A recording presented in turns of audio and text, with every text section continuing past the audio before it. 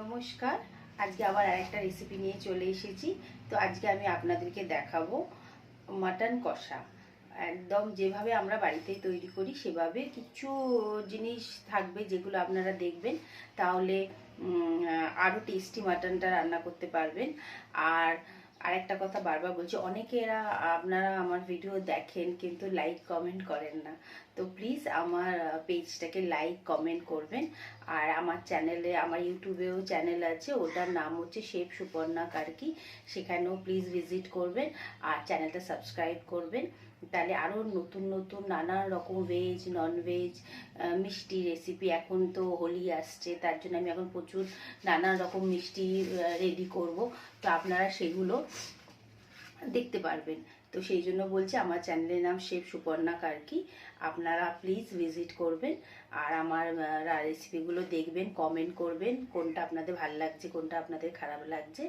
তো চলুন, এখন আমি এখন মাটন কষাটা কিভাবে বানাবো সেটা আমি আপনাদেরকে দেখাচ্ছি। আপনারাও বাড়িতে ট্রাই করবেন, করে আমাকে ফিডব্যাক অবশ্যই জানাবেন।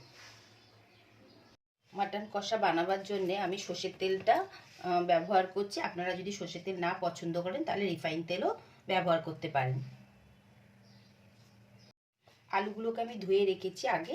আলুগুলোকে ভালো করে ভেজে নেবো, একদম লাল করে ভেজে নেবো। যদি আলু মনে হয় দেবেন না তাহলে আপনারা এটা স্কিপ করতে পারেন। আলুগুলো একদম লাল করে দেখুন ভেজে নিয়েছি। এখন আমি আলুগুলোকে তুলে নিচ্ছি। আলু ভাজা তো হয়ে গেছে। এবার সেই তেলটাতেই আমি অল্প করে গোটা জিরে দিয়ে দিচ্ছি।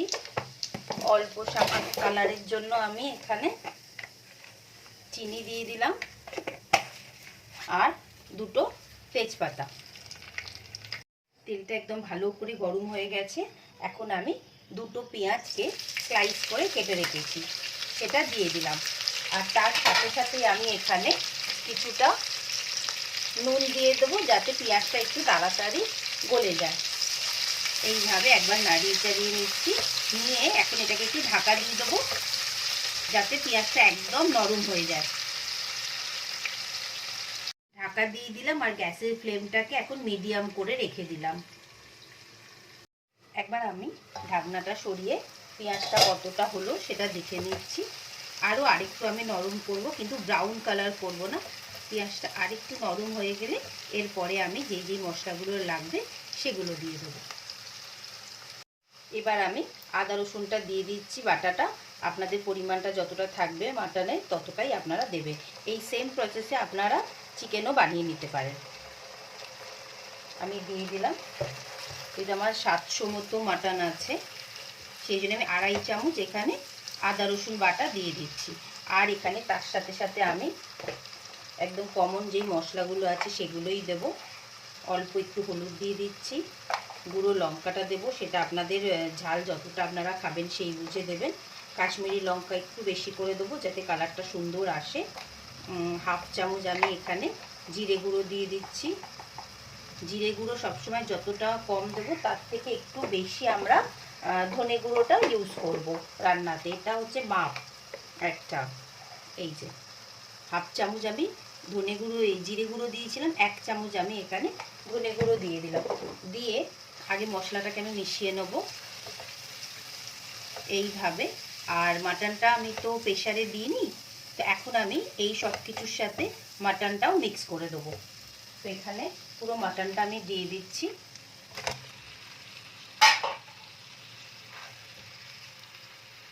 এবার আমি সবগুলোকে গ্যাসের ফ্লেমটাকে বাড়িয়ে দিলাম, দিয়ে ভালো করে এখন এটাকে কষবো। আগে এখন গ্যাসের ফ্লেমটা বাড়িয়ে কিছুক্ষণ জোরে করব, তারপরে আস্তে আস্তে গ্যাসের ফ্লেমটাকে কমিয়ে দেবো। দিয়ে এটাকে পুরো একদম আমি প্রেসারে দেবো না, এরমভাবে কষতে কষতে পুরো মাটনটা বানাবো। একটু তো সময় লাগবে, কিন্তু টেস্টটা খুবই ভালো হয়। প্রেসারে দিলে একটু একটু গলে যায়, কিন্তু আপনারা যদি এরকম একটু স্লো ফ্লেমে একটু টাইম নিয়ে মাটনটা রান্না করেন তাহলে খুবই ভালো টেস্ট হয়। তো এখন আমি এইভাবে কিছুক্ষণ মাটনটা হাই ফ্লেমে কষবো।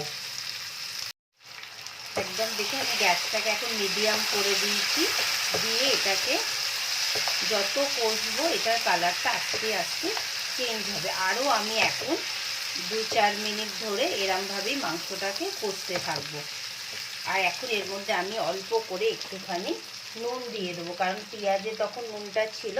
এখন আমি অল্প করে একটু নুন দিয়ে দিচ্ছি, দিয়ে এটাকে আরও 2-4 মিনিট আমি এইভাবেই কষতে থাকবো মিডিয়াম ফ্লেমে।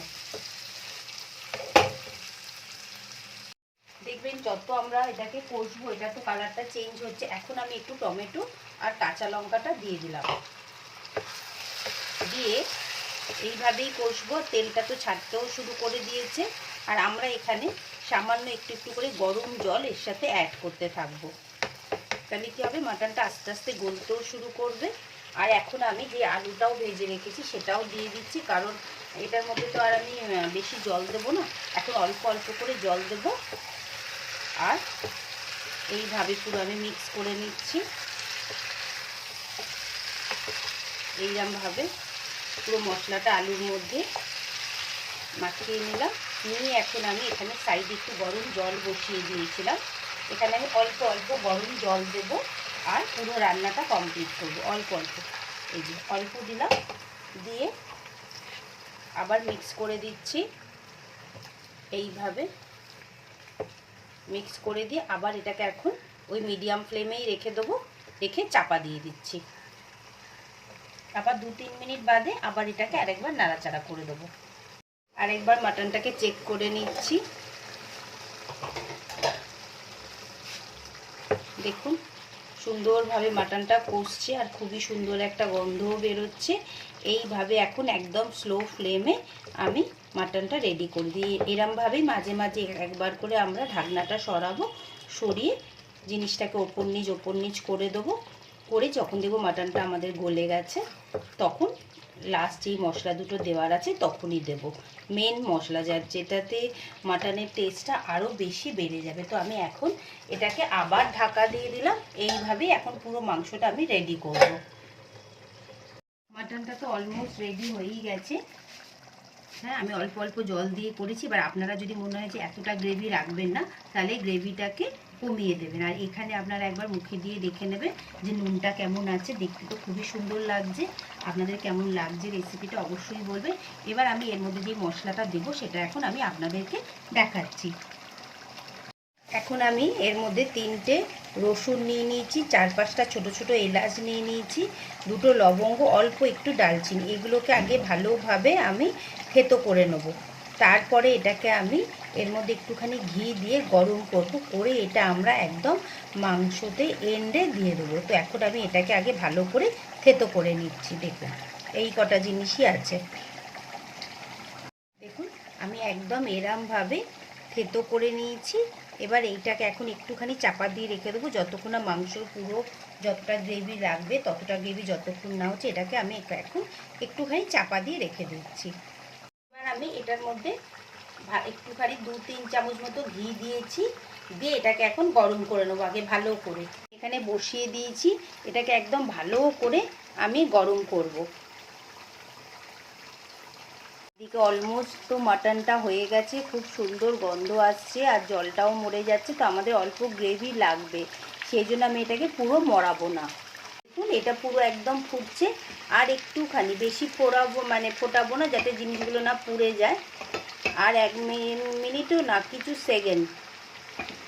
এবার আমি এটাকে বন্ধ করে দিলাম। এবার এই যে গরম মশলা ঘি এটাকে যে গরম করে রেখেছিলাম, এটাকে আমি ওপর থেকে ছড়িয়ে দিলাম। এটাই হচ্ছে মাটনটার একদম সিক্রেট রেসিপি। এবার এটাকে আমি একদম মিক্স করে দিলাম ভালো করে,